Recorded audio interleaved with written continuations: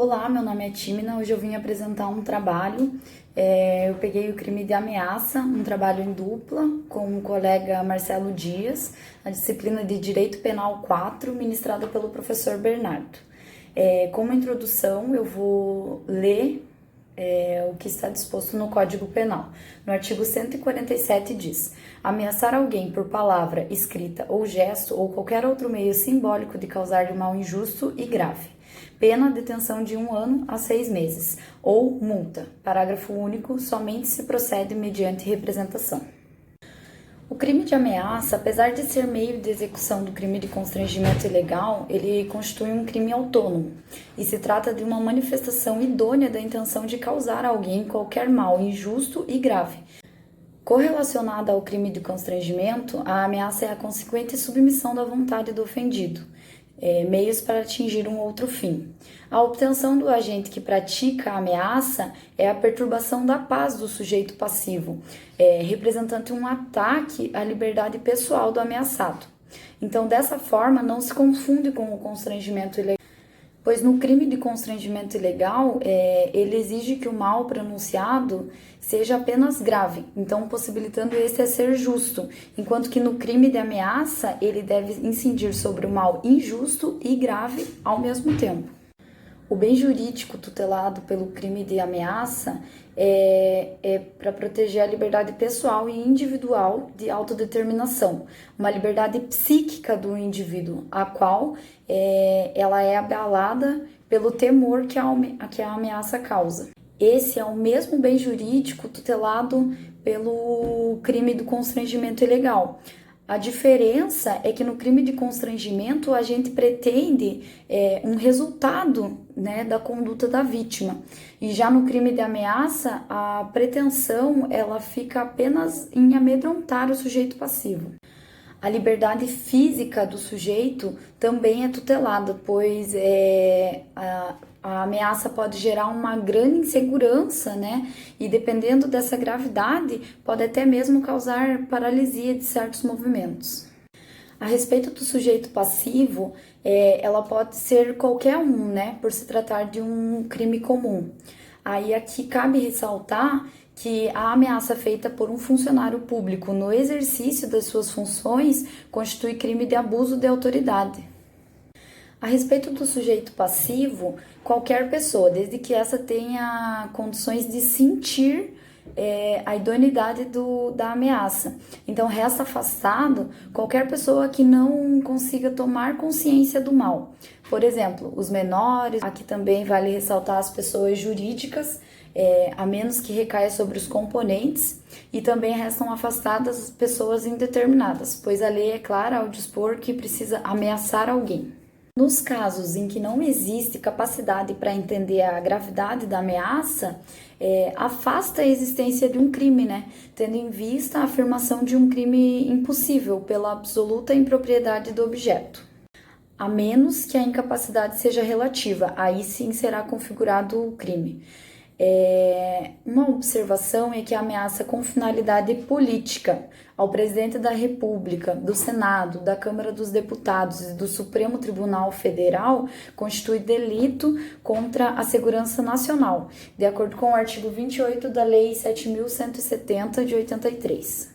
Interessante também citar algumas diferenças caso essa ameaça seja feita contra violência doméstica ou familiar contra a mulher, né? Pois nesses casos afasta a transação penal e da suspensão condicional do processo, sendo competência então para processar e julgar exclusivamente na vara especializada da violência contra a mulher. E também, após a vítima oferecer a denúncia, mesmo essa sendo condicionada à representação, somente por ser mulher, ela só pode se retratar antes do início da ação penal, de acordo com o artigo 16 da Lei Maria da Penha. Outra diferença também é que após a condenação, nesses casos de ameaça contra a violência doméstica e contra a mulher, o juiz não pode substituir a pena privativa de liberdade, por exemplo, por entrega de cesta básica ou por outra prestação pecuniária. Tipo objetivo. Ameaçar significa procurar intimidar, meter medo a alguém e pode configurar crime em si mesmo, geralmente utilizado como meio para atingir certo resultado ou como elementar de algumas condutas. Vamos iniciar então pelo estado emocional do medo, cujo qual pode apresentar um caráter subjetivo, né, variando de pessoa para pessoa. No caso do crime da ameaça, deve observar qual o nível do temor que o injusto causa no sujeito passivo, podendo causar até mesmo uma perturbação da mente. Em certos casos de ameaça, pode ser tão aterrorizadora, agindo como uma verdadeira coação irresistível. Então, o crime de ameaça, ele vem a ser uma promessa feita pelo agente de um mal injusto e grave a alguém.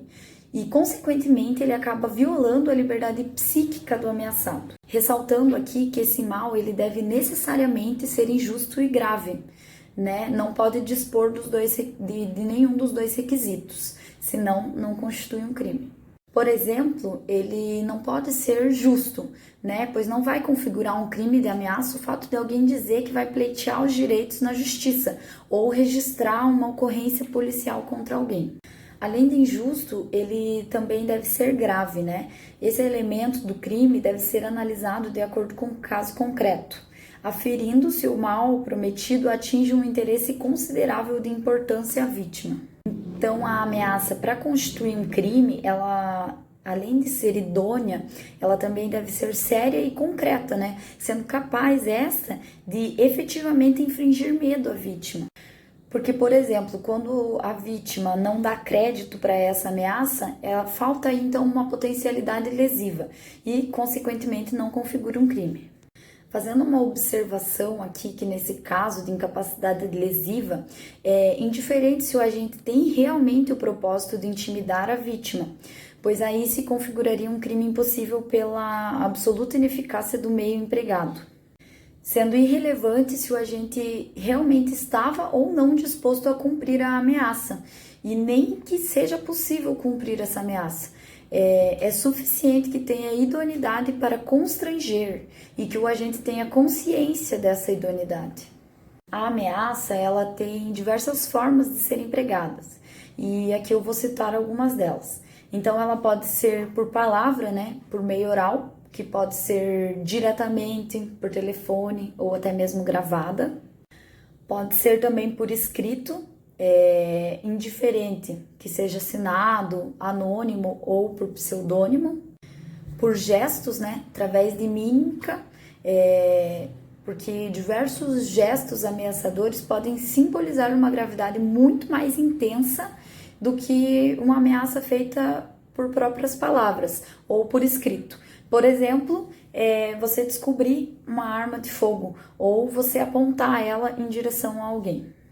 E também ela pode ser por qualquer outro meio simbólico, né? Podendo se materializar através da exibição, por exemplo, de bonecos perfurados, com agulhas, despachos, entre outros. Tipo subjetivo.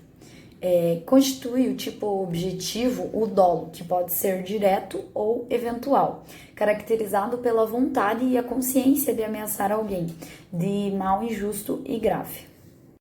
A consciência que representa a característica intelectual do dolo deve ser atual, pois, segundo alguns doutrinadores, afastando a atualidade da ação é o mesmo que destruir a linha divisória entre o dolo eventual e a culpa consciente.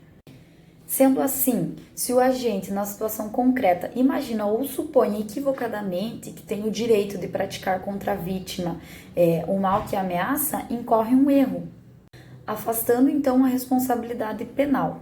Não é necessário que o dolo se estenda à decisão de causar efetivamente o mal ao ameaçado.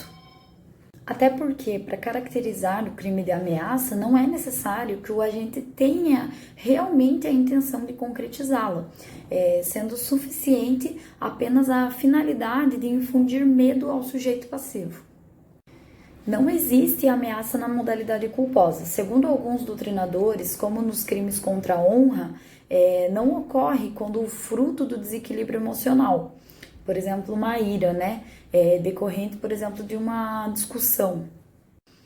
Entretanto, alguns autores ainda reforçam que a ira por si só não exclui o dolo caracterizador do crime, mas sim atua muitas vezes como uma força determinante do delito. Inclusive, sobre o tema, tem algumas revistas dos tribunais que discorrem a respeito. Aí eu vou deixar anexado para quem tiver curiosidade de procurar.